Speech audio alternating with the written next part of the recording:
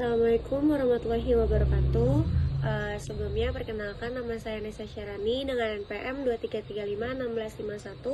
233516516110. Di sini saya akan menjelaskan event yang kemarin sempat saya lakukan bersama teman kelompok saya.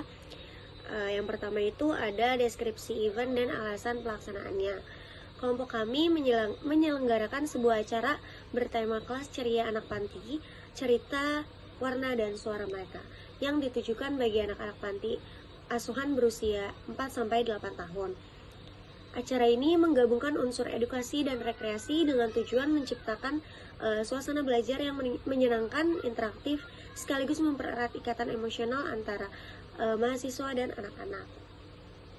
Latar belakangnya, kami melihat bahwa tidak semua anak panti berkesempatan menikmati kegiatan belajar kreatif seperti di sekolah formal.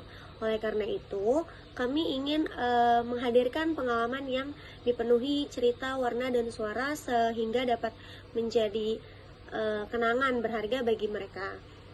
Salah satu kegiatan inti adalah membuat clay dengan berbagai bentuk untuk melatih motorik halus, kreativitas, dan juga membuat imajinasi anak. Setelahnya, anak-anak diajak bercerita atau storytelling di depan teman-temannya berdasarkan hasil karya clay mereka untuk menumbuhkan rasa percaya diri sejak dini. Yang kedua itu ada persiapan menuju pelaksanaan event.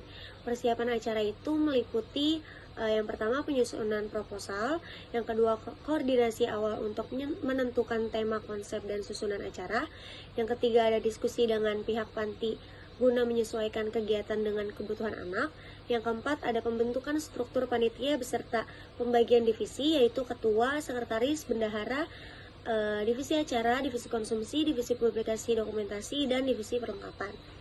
Yang keempat itu ada penyusunan anggaran dan penggalangan dana.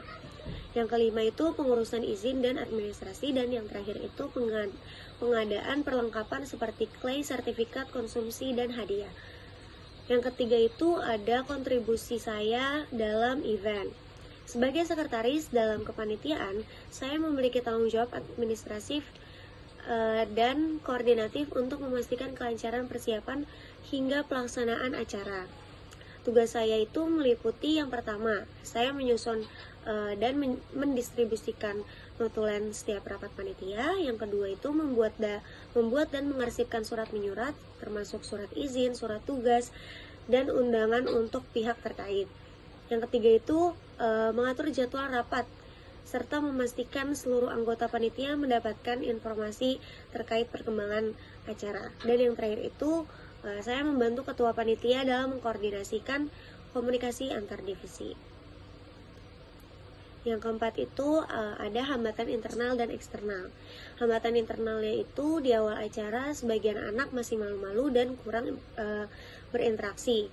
Namun suasana mulai cair dan mereka menjadi lebih aktif seiring berjalannya acara berlangsung gitu.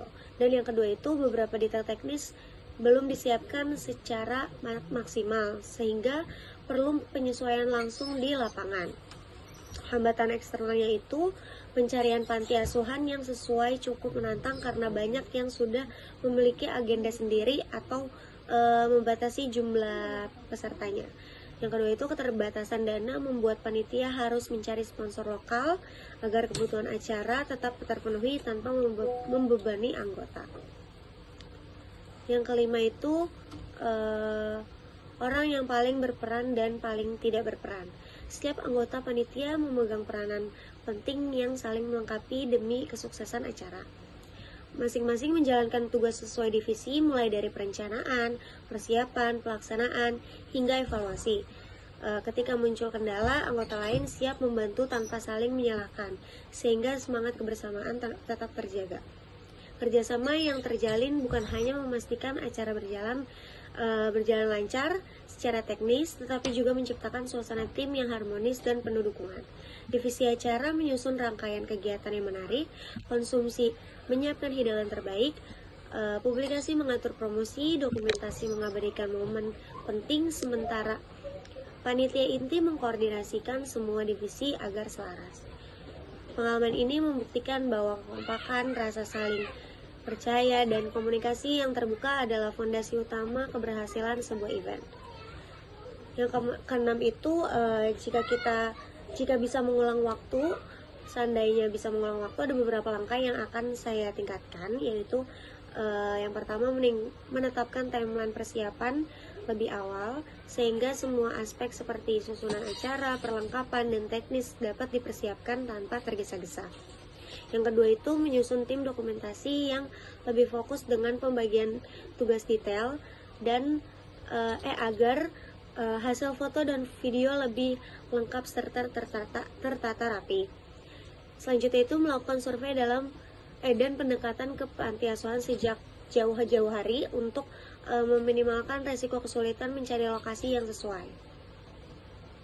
Selanjutnya itu menambahkan variasi aktivitas seperti permainan kelompok dan sesi hadiah supaya anak-anak ini lebih bersemangat dari awal hingga akhir. Dan yang terakhir itu mengadakan forum evaluasi pasca acara yang melibatkan seluruh panitia sebagai sarana refleksi dan pembelajaran untuk penyelenggaraan di masa depan. Yang terakhir itu pelajaran berharga dari mata kuliah ini. Pelajaran yang bisa saya ambil dari mata kuliah manajemen event ini mengajarkan saya bahwa keberhasilan sebuah acara tidak hanya bergantung pada ide kreatif atau susunan rundown yang rapi, melainkan juga pada kerjasama tim, koordinasi yang efektif, dan kemampuan mengatasi hambatan. Saya belajar bahwa perencanaan matang, pembagian tugas yang jelas, serta komunikasi yang lancar merupakan kunci agar setiap tahap acara berjalan mulus. Bahkan event dengan skala kecil sekalipun dapat memberi dampak positif yang besar jika dijalankan dengan tulus dan penuh komitmen. Melalui acara kelas ceria ini, kami tidak hanya membawa kegembiraan anak-anak panti, tetapi juga menumbuhkan empati, kepedulian sosial, dan rasa tanggung jawab. Pengalaman ini memberikan pembelajaran nyata yang tak dapat diperoleh dari teori saja, sekaligus membentuk kemampuan kepemimpinan, kepekaan sosial, dan profesionalisme yang bermanfaat di dunia kerja maupun kehidupan bermasyarakat. Sekian penjelasan video dari saya, kurang lebihnya mohon maaf. Assalamualaikum warahmatullahi wabarakatuh.